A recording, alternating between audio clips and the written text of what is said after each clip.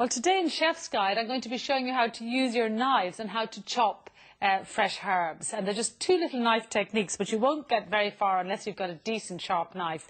So allow yourself a knife like this, which is called a chef's knife or a cook's knife or a chopper, whatever you like to call it. And make sure before you leave the shop that you actually get a steel and learn how to actually keep it sharp, because that's the whole secret. And then they're just like 2 or 3 knife techniques.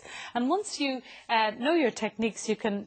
It's very seldom worth taking a machine out. You'd have it done while you have your knife. So just for this chopping, you put the tip of the knife on the board and just slide the knife forward like that. And so you're going to be cutting with the last inch or inch and a half of the blade.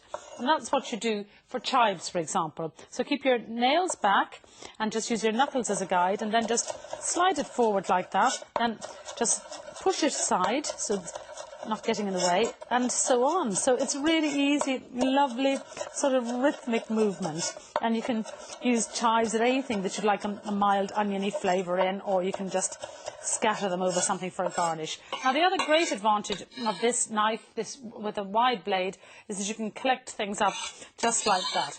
So now for something like parsley, there are actually 2 movements. So here with the parsley, make sure that the herbs are dry. If you can at all buy organic herbs, they won't have been sprayed or anything. And then make sure that they're dry, because if they're wet, they actually bruise. So if you do wash them, just dab them off perhaps with a little kitchen paper or something first. And all those stalks can go into the stock pot and help to make delicious stock for some soup or something. So gather up the herbs this time into a little bowl to start off with. And you start with that first movement again. Tip of the knife on the board, and then sliding forward, sort of coarsely chop the parsley that way. And then change the angle of the knife and just go backwards and forwards, holding the tip of the knife like that. And then you can actually chop it as fine as dust, really, if you keep on going. It just depends how fine you need it for your recipe. So there you are. You need a good sharp knife and those 2 little knife techniques, and it'll be scarcely worth bending down to take something out of the cupboard. You'll have it done while you're looking for it. So have fun shopping.